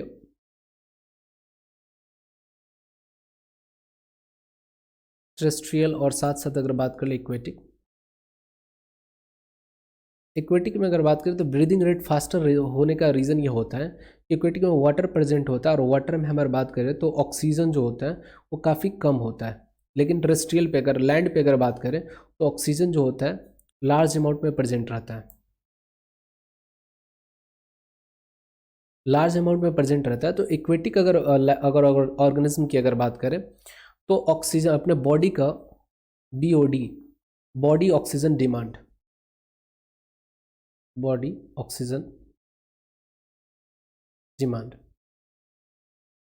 बॉडी ऑक्सीजन डिमांड को पूरा करने के लिए इनका ब्रीदिंग रेट क्या करना पड़ता है, इनको इन्हेंस करना पड़ता है, बढ़ाना पड़ता है ताकि ज़्यादा से ज़्यादा ऑक्सीजन लेकर के अपने बॉडी के डिमांड को मीट कर सके। जिस कारण से एक्वेटिक एनिमल्स का जो होता है ब्रीदिंग रेट जो होता है फास्टर होता है in comparison to terrestrial organisms. Next हमारे पास देखिए यहाँ पे ग्लूकोज है हमारे पास साइटोप्लाज्म में यहाँ पे हो रहा है। तो साइटोप्लाज्म ईस्ट के अंदर, साइटोप्लाज्म वाला जो होता है हमारे पास ईस्ट के अंदर होता है। ये जब भी होता है ब्रेक डाउन होता है तो ये किस चीज़ का फॉर्मेशन करता है, इथेनॉल का, इथेनॉल का प्रोडक्शन करता है, साथ साथ कार्बन डाइऑक्साइड प्रोड्यूस करता है। आप इस तरीके से भी लिख सकते हो CH3CH2OH प्लस CO2। नेक्स्ट यहाँ पे अगर बात करें तो हमारे पास दे रखा पायरुवेट 3 मॉलिक्यूल है। पायरुवेट। ऑक्सीजन के प्रेजेंस में हमारे पास किस चीज़ का प्रोडक्शन होता है माइटोकॉन्ड्रिया में, तो हमारे पास हो जाता है कार्बन डाइऑक्साइड, यहाँ पे प्रोडक्शन हो जाएगा। वाटर दे ही रखा है, एनर्जी दे ही रखा है, तो यहाँ पे किस चीज़ का प्रोडक्शन हो जाएगा, कार्बन डाइऑक्साइड का प्रोडक्शन हो जाएगा। नेक्स्ट हमारे पास है name the type of mirror use in the following situations, support your answer with reason, है ना। सेविंग मिरर में कौन सा इस्तेमाल करते हैं, तो कॉनकेव, है ना। Mirror use by ENT, ENT कहने का मतलब होता है आई नोज टेथ स्पेशलिस्ट, तो यहाँ पे भी कॉनकेव। दोनों जगह कॉनकेव इसलिए इस्तेमाल किया जाता है क्योंकि इनलार्ज इमेज का फॉर्मेशन करता है, फॉर्म्स इनलार्ज्ड और highly magnified image.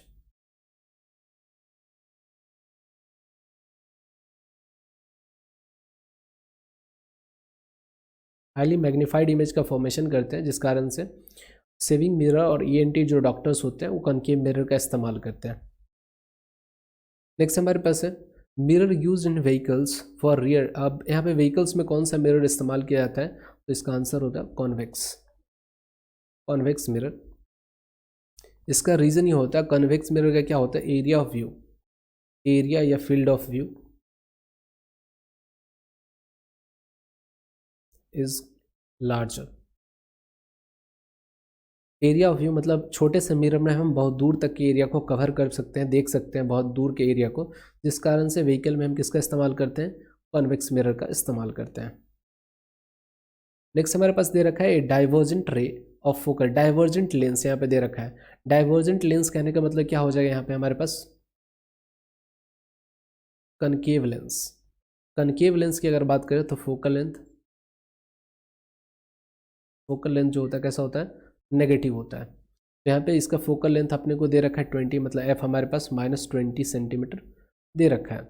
At what distance should an object from the lens be placed so that an image from 10 centimetre away from the lens. अब यहाँ पे इमेजनरी इमेज हमारे पास, image जो बनेगा कैसा होगा, वर्चुअल होगा, तो भी हमारे पास कितना हो जाएगा, -10 सेंटीमीटर होगा।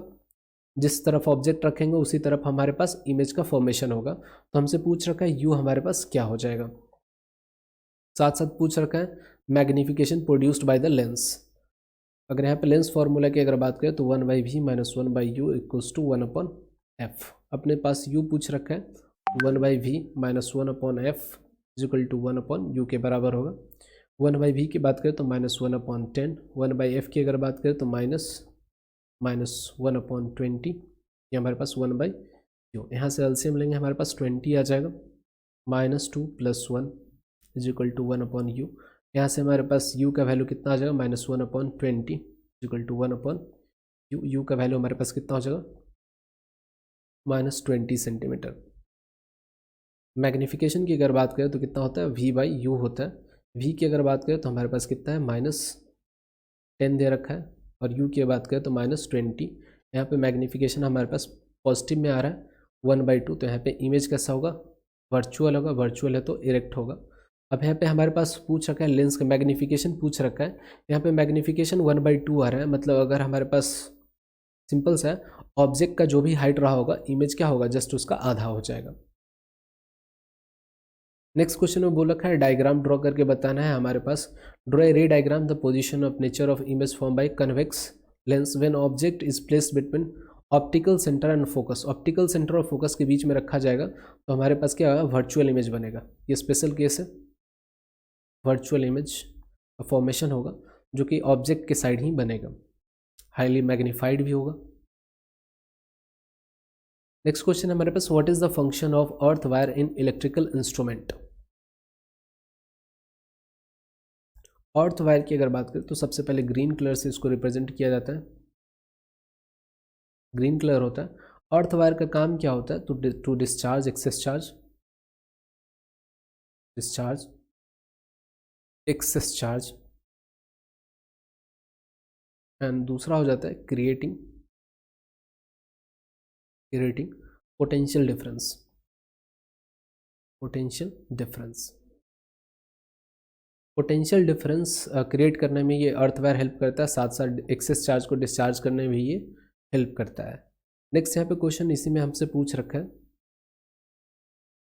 Explain what is short circuiting in electrical supply. Short circuiting कहने का मतलब क्या होता है?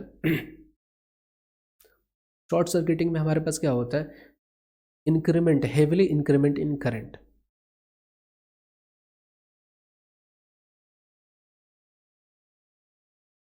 Increment in current in a circuit. किसी सर्किट में अगर हमारे पास दे रखा है, उसमें करंट अचानक से अगर बहुत ज़्यादा इंक्रीज कर जाता है, तो इस कंडीशन को हम क्या बोलते हैं? शॉर्ट सर्किटिंग बोलते हैं। और शॉर्ट सर्किटिंग में एग्जैक्टली क्या होता है? लाइव और न्यूट्रल वायर आपस में क्या कर जाते हैं? टच कर जाते हैं, जिस कारण से क्या होता है? करंट जो होता है लाइव से फ्लो करके कहाँ जंप कर जाता है? न्यूट्रल वायर में जंप कर जाता है। और रेजिस्टेंस बहुत कम होने की वजह से क्या होता है? करंट का वैल्यू बहुत ज़्यादा राइज कर जाता है। और ये जो कंडीशन होता है, ये हमारे पास कहलाता है शॉर्ट सर्किटिंग। शॉर्ट सर्किटिंग में याद कर लेना है किस कारण से होता है, तो लाइव वायर न्यूट्रल के साथ क्या हो जाता है? कॉन्टैक्ट में आ जाता है। नेक्स्ट यहाँ पे देखिए, what is the usual current rating for the fuse wire in line feeds lights and fan. अब यहाँ पे देखिए, लाइट और फैन में एक रफ आइडिया लगाना है। यहाँ पे लाइट और फैन के लिए अपने को दे नहीं रखा है। अगर लाइट और फैन की अगर बात करें, ऑलमोस्ट 25 वाट का होता है, तो 1 एम्पियर का अगर फ्यूज़ भी चलेगा तो यहाँ पे चल जाएगा। लेकिन appliances of 2 kilowatt and more power, अब यहाँ पे कैलकुलेट कर सकते हैं। अपने को पावर दे रखा है, घर में जो सप्लाई आता है वो 220 वोल्ट का होता है। तो यहाँ पे एक रफ आइडिया अगर लगाए, तो 2000 watt is equal to power, अपने को P इज इक्वल टू अपने पास होता है VI, यही फार्मूला इस्तेमाल करेंगे। पावर 220 वोल्ट हमारे पास। करंट कैलकुलेट करेंगे तो हमारे पास कितना आ जाएगा? 200/22।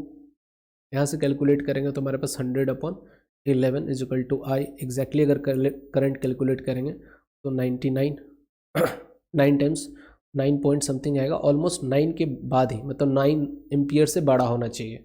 तो फ्यूज़ कितना इस्तेमाल करेंगे? Greater than 9 ampere. 9 एम्पियर से बड़ा इस्तेमाल करेंगे।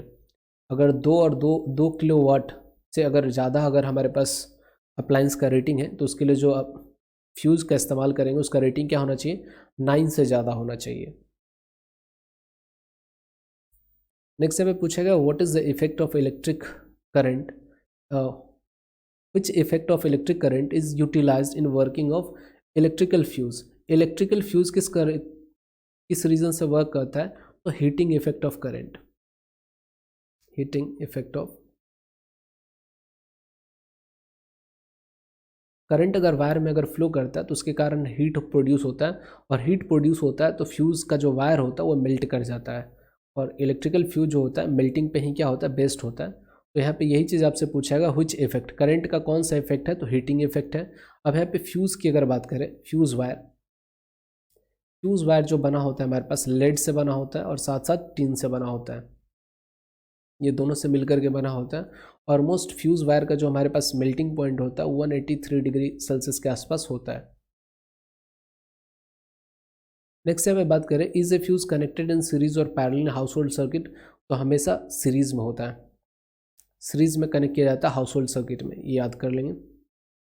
नेक्स्ट हमारे पास है, draw systematic level domestic few. हमारे पास डोमेस्टिक सर्किट जो होता है उसके बारे में एक लेवल डायग्राम ड्रॉ करना है आपको सॉकेट के साथ।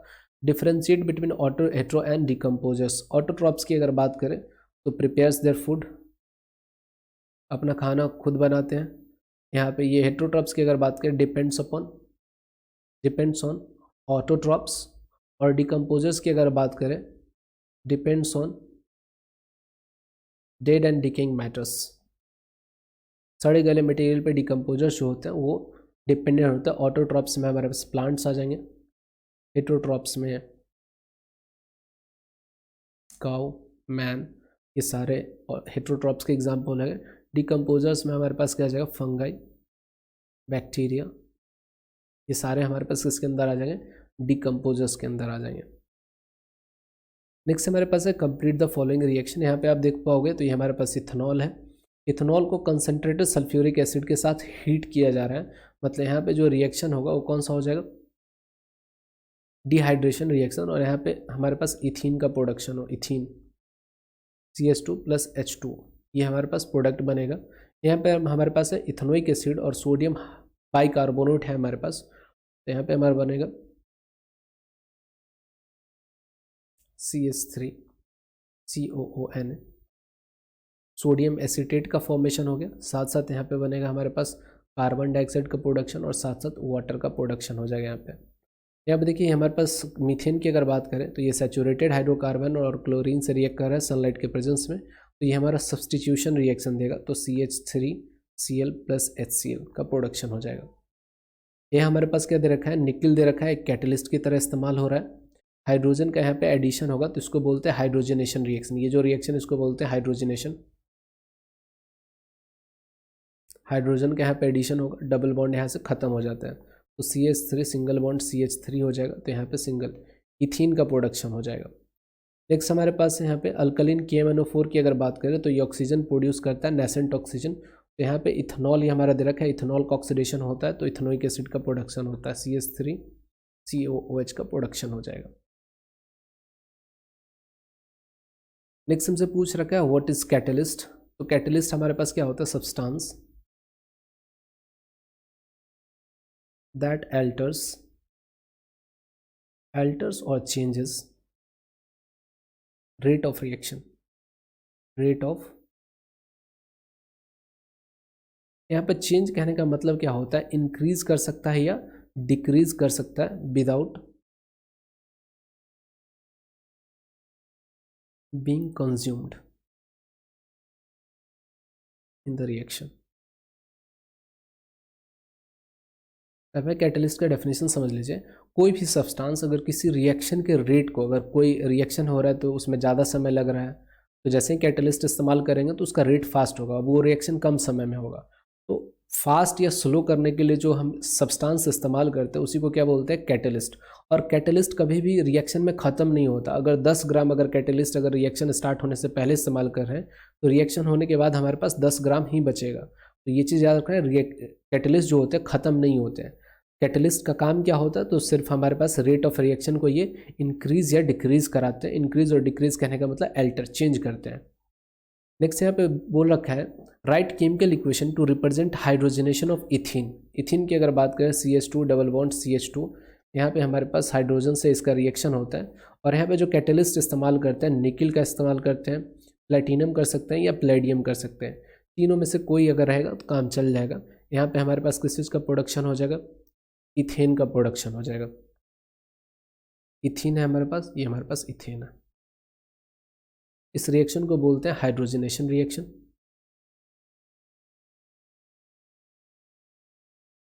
हाइड्रोजनेशन रिएक्शन इसलिए बोलते हैं क्योंकि यहाँ पे हाइड्रोजन का क्या हो रहा है, एडिशन हो रहा है। नेक्स्ट यहाँ पे देखिए which of the following compound belongs to the same homologous series. Homologous series कहने का मतलब हमारे पास क्या होता है, same general formula, general formula. तो यहाँ पे आप क्लियरली देख पाओगे ये हमारे पास क्या है, C2H6, दैट मीन्स हमारे पास अल्केन है, अल्केन। C4H10 ये भी हमारे पास क्या है, अल्केन है। तो यहाँ पे दोनों हमारे पास क्या हो रहा है, सेम होमोलोगस सीरीज से बिलोंग कर रहा है। यहाँ पे 2 ऑक्सीजन है, यहाँ पे 1 ऑक्सीजन है, तो ये दोनों एक होमोलोगस सीरीज से बिलोंग नहीं कर सकते। तो हमारे पास C2H6 कहने का मतलब इथेन, ये हमारे पास हो गया इथेन, और साथ साथ हमारे पास हो गया ये ब्यूटेन। इथेन और ब्यूटेन जो होते हैं वे सेम होमोलोगस सीरीज से बिलोंग करते हैं। दोनों का हमारे पास क्या है, सेम जनरल फार्मूला होने की वजह से हम बोलते हैं दोनों सेम होमोलोगस सीरीज से बिलोंग करते हैं। नेक्स्ट यहाँ पे देखिए draw the diagram to show spore formation in rhizopus. Rhizopus में अगर बात करें कुछ इस तरीके का स्ट्रक्चर होता है, इसमें इस तरीके से स्ट्रक्चर होता है। इसमें अगर बात करें मार्किंग की, तो ये हमारा क्या कहलाता है, स्पोर्स कहलाते हैं। इसके अंदर स्पोर्स होते हैं, और ये जो हमारे पास ऊपर का जो ये पूरा बल्ब की अगर बात करें तो इसको बोलते हैं स्पोरेंजिया। स्पोरेंजिया, इसका जो रूट्स होता है इसको कई बार फिलामेंट्स बोलते हैं। ये वाला जो हमारे पास स्ट्रक्चर है इसको फिलामेंट भी बोलते हैं या हाइफे भी बोलते हैं। इसके रूट्स वाला ये जो हमारे पास कनेक्शन होता है, और ये वाला इसको हाइफे भी बोलते हैं। यहाँ पे डायग्राम में मार्क करने के लिए कई बार ये क्वेश्चन पूछ लिया जाता है। नेक्स्ट यहाँ पे देखिए with the help of example differentiate between process of budding and fragmentation. Budding जो देखने को मिलता है याद रखेंगे ईस्ट में, ईस्ट में देखने को मिलता है, साथ साथ हाइड्रा में। फ्रेगमेंटेशन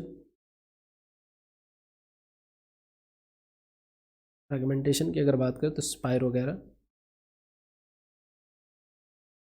यहाँ पे अगर देखेंगे तो बडिंग में क्या होता है, हमारे पास बड का डेवलपमेंट होता है।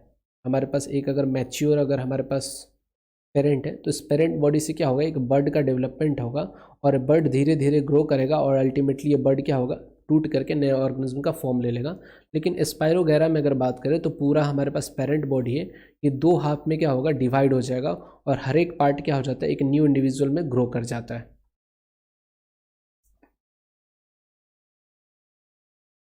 नेक्स्ट यहाँ पे देखिए what why vegetative propagation practice for growing some type of plant. यहाँ पे देखिए वेजिटेटिव प्रोपागेशन की अगर बात करें तो क्या होता है, growing plants with vegetative parts, growing plants from vegetative parts.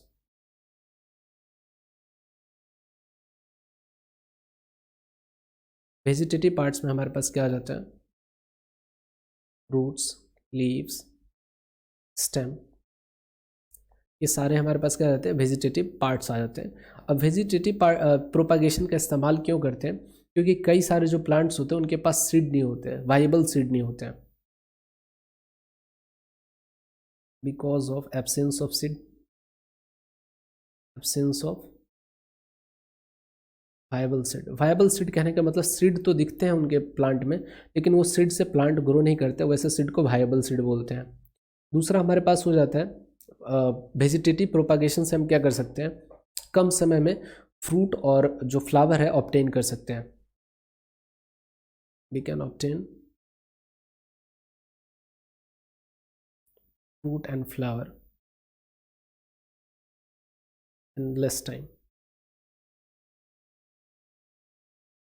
इन दो मेजर रीजंस की वजह से वेजिटेटिव प्रोपागेशन का इस्तेमाल किया जाता है कुछ प्लांट्स में, जैसे रोज़ की बात कर लें या फिर गुआवा की अगर बात कर लें, ग्रेप्स की बात कर लें, उन सब में वेजिटेटिव प्रोपागेशन का इस्तेमाल इसलिए किया जाता है कि कम समय में फ्रूट्स हम ले सकें या फ्लावर ले सकें। नेक्स्ट यहाँ पे देखिएगा, ड्रॉ ए नीट लेवल डायग्राम ऑफ पिस्टल। पिस्टल की अगर बात करें तो ये फीमेल पार्ट होता है, female reproductive part, reproductive part of flower. Flower का जो फीमेल रिप्रोडक्टिव पार्ट होता है उसको बोलते हैं पिस्टल। पिस्टल की अगर बात करें तो उसके अंदर हमारे पास 3 कंपोनेंट आते हैं। ये हमारे पास ये बीच वाला जो होता है इस तरीके से, ऊपर वाले पार्ट को हम बोलते हैं स्टिग्मा, ये बीच वाला जो पाइप होता है यहाँ से लेकर के इस रीजन तक इसको बोलते हैं स्टाइल, और नीचे जो हमारे पास थिक पोर्शन है इसको बोलते हैं ओवरी। नेक्स्ट यहाँ पे देखिएगा, स्टाइल और ओवरी की अगर हमने बात कर ली, यहाँ पे पूछा गया फंक्शन ऑफ स्टिग्मा। तो स्टिग्मा क्या करता है, पॉलन ग्रेन को एब्जॉर्ब करता है, स्टिक करता है, पॉलन ग्रेन को सरफेस प्रोवाइड करता है ताकि यहाँ पे अटैच हो सके। ओवरी की अगर बात करें तो ओवरी किस चीज़ में हेल्प करता है, development of fruit, development of fruit and site of fertilisation, site of fertilisation in plant. Next यहाँ पे पूछ लिया जाता है हमारे पास, इंपॉर्टेंट यहाँ पे हो जाता है, ओवरी के अंदर हमारे पास क्या होता है, ओव्यूल होता है, ओवरी होता है, ओव्यूल, ओव्यूल के अंदर ही हमारे पास क्या होता है, एग होता है। अब यहाँ पे देखिए ओवरी की अगर बात करें तो पूछ लिया जाता है फ्लावर में कौन होगा कन्वर्ट और सीड में कौन होगा। तो ओवरी जो होता है ये फ्रूट में कन्वर्ट हो जाता है, और जो ओव्यूल होता है ये हमारा सीड का फॉर्मेशन करता है। नेक्स्ट हमें straight brief the information of seed, formation of seed in flower. सबसे पहले आपको एक्सप्लेन करना है कि हमारे पास पॉलिनेशन के कारण पॉलन ग्रेन स्टिग्मा पे आएगा। स्टिग्मा के आने के बाद क्या होता है, एक पाइप डेवलप होता है जिसको बोलते हैं पॉलन ट्यूब। पॉलन ट्यूब के थ्रू क्या होता है, ये जो हमारे पास पॉलन ग्रेन है, मेल गैमेट जो है, ये कहाँ तक जाएगा, ओवरी के थ्रू एक माइक्रोपाइल, एक होल होता है, माइक्रोपाइल के थ्रू क्या कहाँ चला जाएगा, ओव्यूल के अंदर, और वहाँ एक के साथ क्या करेगा, यहाँ पे फर्टिलाइजेशन होगा। फर्टिलाइजेशन होने के बाद हमारे पास फ्रूट का फॉर्मेशन होगा और साथ साथ सीड का फॉर्मेशन होगा। फ्रूट कौन बनाएगा, तो ओवरी, और सीड कौन बनाएगा, तो ओव्यूल। नेक्स्ट हमारे पास दे रखा है इस तरीके से 240 वोल्ट का हमारे पास AC सोर्स दे रखा है, 240 वोल्ट है यहाँ पे। और हमारे पास बहुत सारे अप्लायंसेस यहाँ पे पैरेलली कनेक्टेड है, क्योंकि यहाँ पे देख पाओगे तो करंट हमारे पास क्या हो रहा है, डिवाइड हो रहा है। करंट यहाँ पे डिवाइड हो रहा है, इस जंक्शन पे करंट डिवाइड हो रहा है, इस जंक्शन पे करंट डिवाइड हो रहा है। यहाँ पे जो सप्लाई दे रखा है AC सोर्स का वो कितना दे रखा है, 240 वोल्ट दे रखा है। यहाँ से हमसे पूछ रखा है calculate the power supplied to the circuit, कितना पावर यहाँ पे सप्लाई किया जा रहा है ये हमसे पूछ रखा है। तो यहाँ पे जब भी इस तरीके का क्वेश्चन देता है तो फर्स्ट वाला क्वेश्चन जो होता है अल्टीमेटली लास्ट में ही बनता है। सबसे पहले यहाँ पे निकालेंगे हमारे पास करंट कितना जा रहा है। सपोज कर लेते हैं हमारे पास इसमें करंट I1 जा रहा है, इस वाले में हमारे पास I2 जा रहा है, और इस वाले में भी फर्दर हमारे पास दोनों सेम पावर का है, तो यहाँ पे करंट जो होगा इक्वली डिवाइड हो जाएगा IA, और इसमें भी हमारे पास करंट कितना जाएगा IA, सपोज कर लेते हैं। पावर का फॉर्मूला हमारे पास होता है P=VI होता है। अगर पैरेलली कनेक्टेड है तो सबके क्रॉस हमारे पास क्या होगा, वोल्टेज सेम होता है। वोल्टेज अगर 240 ही होगा, इसके क्रॉस भी, रेफ्रिजरेटर के क्रॉस भी 240 वोल्ट, और बल्ब के क्रॉस भी हमारे पास 240 वोल्ट ही होगा। सबसे पहले यहाँ पे देखिए निकाल लेते हैं। Find out the value of electric current in the refrigerator. Refrigerator के थ्रू कितना इलेक्ट्रिक करंट पास कर रहा है। तो I2 हमने मान रखा है, तो I2 इंटू कितना होना चाहिए, V= पावर ऑफ रेफ्रिजरेटर। तो हमारे पास वोल्टेज 240 वोल्ट दे रखा है, I2 अपने को पता नहीं, लेकिन पावर दे रखा है 200 वाट। यहाँ से I2 की अगर बात करें तो अपने पास आ जाएगा 20/24, दैट मीन्स 5/6 एम्पियर। हमारे पास कितना करंट पास कर रहा है, value of current through refrigerator, तो रेफ्रिजरेटर के थ्रू 5/6 एम्पियर हमारे पास करंट पास कर रहा है। Calculate the energy used by the fans in 2 hours. 1 घंटे में हमारा फ़ैन कितना इस्तेमाल कर रहा है, 1 घंटे में हमारा फ़ैन जो होता है 1.2 kW इस्तेमाल कर रहा है, किलोवाट इस्तेमाल कर रहा है। तो 1-2 घंटे में कितना करेगा, ऐसा समझिएगा, सिंपल सा यहाँ पे फॉर्मूला से ही चला जाए तो हमारे पास एनर्जी पावर कितना होता है, एनर्जी बाई टाइम होता है। तो यहाँ पे हमारे पास पावर कितना दे रखा है फ़ैन का, तो 1.2 किलोवाट दे रखा है, और एनर्जी अपने को कैलकुलेट करना है, टाइम दे रखा है 2 आवर। मल्टीप्लाई करेंगे तो हमारे पास कितना हो जाएगा, 2.4 किलोवाट आवर। ये हमारे पास एनर्जी हो जाएगा फ़ैन। 2 घंटे में फ़ैन कितना इस्तेमाल करेगा, तो 2.4 किलोवाट आवर इस्तेमाल करेगा एनर्जी। नेक्स्ट को calculate the resistance of filament of each lamp. यहाँ पे फिलामेंट का रेजिस्टेंस फाइंड करना है। दोनों हमारे पास बल्ब अगर सेम है तो रेजिस्टेंस हमारे पास सेम होगा, दोनों में करंट हमारे पास सेम ही फ्लो कर रहा है। सेम फ्लो कर रहा है तो हमारे पास क्या हो जाएगा, आई की अगर बात करें तो P= यहाँ पे अपन लगा सकते हैं VI। पावर हमारे पास 60 वाट दे रखा है, 240 सोर्स है हमारे पास, और जो बल्ब में करंट जा रहा हो वो हम यहाँ पे निकाल लेते हैं। करंट की अगर बात करें तो हमारे पास कितना हो जाएगा, 1/6 एम्पियर हमारे पास करंट हो जाएगा। पावर का दूसरा फॉर्मूला हमारे पास होता है I²R। मान लेते हैं R हमारे पास बल्ब का रेजिस्टेंस होगा, पावर अभी भी 60 है। I² की अगर बात करें 1/6 का होल स्क्वायर इंटू R, यहाँ पे हमारे पास कितना हो जाएगा, 60 इंटू 36 हमारे पास R हो जाएगा। हमारे पास रेजिस्टेंस 216 ओम हमारे पास रेजिस्टेंस आ जाएगा। Calculate the power supply to the circuit. Power यहाँ पे सप्लाई करने के लिए सबसे पहले क्या करना है, यहाँ पे अपने को दे रखा है I1, इसको मान लेते हैं, इसको I2 मान लेते हैं, और यहाँ पे जो हमारे पास जा रहा है I3, क्योंकि हम निकाल चुके हैं। यहाँ पे हमारे पास आ रहा है 1/6 एम्पियर आ रहा है, यहाँ पे भी 1/6 मतलब 2/3 हमारे पास क्या हो जाएगा, एम्पियर I3 हो जाएगा। यहाँ से I2 निकालना पड़ेगा, I1 निकालना पड़ेगा, तो टोटल करंट अपने को मिल जाएगा। टोटल करंट और वोल्टेज अपने पास टोटल दे रखा है, तो टोटल पावर भी हम निकाल सकते हैं। सबसे पहले देख लेते हैं यहाँ पे करंट्स I1 अपन मान रहे हैं, तो I1 कितना हो जाएगा हमारे पास 1200 वाट अपॉन 240 वोल्ट = हमारे पास I1 आ जाएगा। यहाँ पे हमारे पास 10 बार में 2 मतलब 5 एम्पियर हमारे पास आ जाएगा I1। इसी तरीके से I2 की अगर बात करें तो 240 अपॉन 200 = I2 हो जाएगा हमारे पास। I2 की अगर बात करें तो हमारे पास 6/5,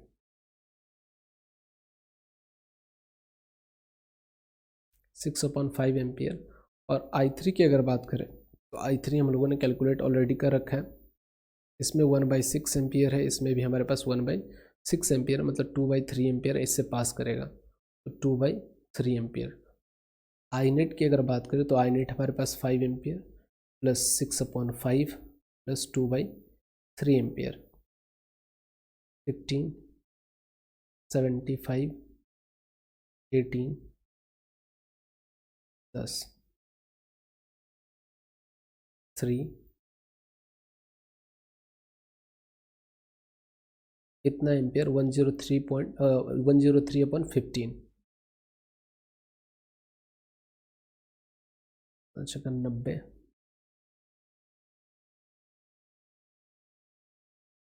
6 पॉइंट हमारे पास इतना ही रहने देते हैं, हमारे पास करंट आ जाएगा 103/15 हमारे पास करंट दे रखा है।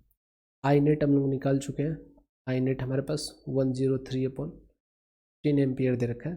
पावर पी नेट की अगर बात करें हमारे पास क्या होगा, V इंटू आई नेट।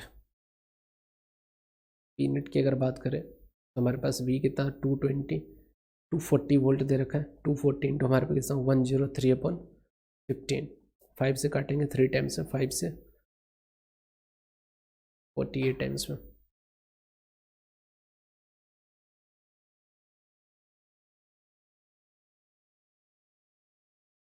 पावर हमारे पास आ जाएगा 1648 वाट ओवरऑल पावर। किलोवाट में अगर बात करें तो 1.648 किलोवाट हमारे पास नेट पावर आ जाएगा। नेक्स्ट क्वेश्चन यहाँ पे देखिए, इस तरीके का क्वेश्चन जो होता है इसमें अपने को सीरीज बनाना होता है, उसके ऊपर आंसर देना होता है। यहाँ पे मेटल ए जो है वो आयरन को डिस्प्लेस नहीं कर रहा है, आयरन के साथ कोई रिएक्शन नहीं शो कर रहा है, इसका मतलब एलिमेंट ए जो होगा वो आयरन से क्या होगा, कम रिएक्टिव होगा। यह हमारे पास फर्स्ट रिजल्ट मिल चुका है। साथ साथ यहाँ पे देखिएगा कॉपर को डिस्प्लेस कर रहा है, मतलब कि जो भी हमारे पास एलिमेंट ए होगा वो क्या हो जाएगा, कॉपर से क्या हो जाएगा, ज़्यादा रिएक्टिव है, बट आयरन से कम रिएक्टिव है। ये हमारे पास फर्स्ट रिजल्ट आया। बी की अगर बात करें तो आयरन को डिस्प्लेस कर रहा है, इसका मतलब बी जो होगा आयरन से ज़्यादा रिएक्टिव है, आयरन से ज़्यादा रिएक्टिव है। ये हमारे पास सेकेंड रिजल्ट हो गया। थर्ड रिजल्ट की अगर बात करें तो कोई रिएक्शन नहीं दे रखा है, लेकिन सी की अगर बात करें तो ये सिल्वर से क्या है, ज़्यादा रिएक्टिव है। और डी की अगर बात करें तो कोई रिएक्शन सिल्वर से इवन नहीं दे रखा है, मतलब सिल्वर जो होगा डी से ज़्यादा रिएक्टिव है। इसमें पूछ रखा है हमसे name the most and the least reactive metal, तो सबसे ज़्यादा रिएक्टिव मेटल यहाँ पे देखने को मिल रहा है, आयरन से भी ज़्यादा रिएक्टिव मेटल कौन सा है हमारे पास, बी। तो बी हमारे पास क्या होगा, मोस्ट रिएक्टिव। और लीस्ट यहाँ पे पूछ रखा है सबसे कम रिएक्टिव, जो किसी से रिएक्शन नहीं करता है, तो ऑप्शन नंबर क्या हो जाएगा हमारे पास, डी जो हमारा लीस्ट रिएक्टिव हो जाएगा। नेक्स्ट यहाँ पे अरेंज करने के लिए बोल रखा है इंक्रीजिंग रिएक्टिविटी, इंक्रीजिंग सबसे ज़्यादा रिएक्टिव हमारे पास कौन सा है, बी है, उससे कम रिएक्टिव ए है, उससे कम रिएक्टिव हमारे पास सी है, और सबसे कम रिएक्टिव हमारे पास डी है। तो रिएक्टिविटी सीरीज के अकॉर्डिंग हम इस तरीके से अरेंज कर सकते हैं। नेक्स्ट क्वेश्चन यहीं पे हमसे पूछ रखा है container of metal which can be use to store both zinc sulphate solution and silver nitrate solution.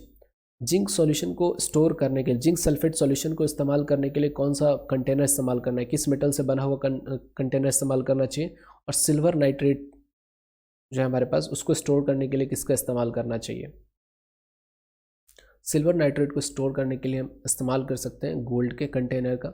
Zinc से कम रिएक्टिव होता है हमारे पास आयरन, तो आयरन के कंटेनर में इसको इस्तेमाल कर सकते हैं, या फिर कॉपर के कंटेनर में इस्तेमाल कर सकते हैं।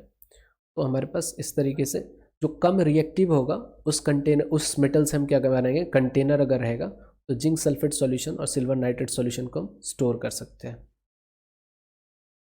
यहाँ पे बोथ के लिए पूछ रखा है, तो हमारे पास क्या हो जाएगा, गोल्ड। अगर सिंगल हमारे पास मेटल एक ऐसा बताना है कि जिसमें दोनों हम जिंक सल्फेट सॉल्यूशन और दोनों सिल्वर नाइट्रेट सॉल्यूशन दोनों को अगर स्टोर कर सकते हैं, तो हमारे पास आंसर क्या हो जाए, गोल्ड। लीस्ट रिएक्टिव है, सिल्वर नाइट्रेट सॉल्यूशन को ये स्टोर कर सकता है, और जिंक हमारा क्या हो सकता है, इसमें स्टोर किया जा सकता है।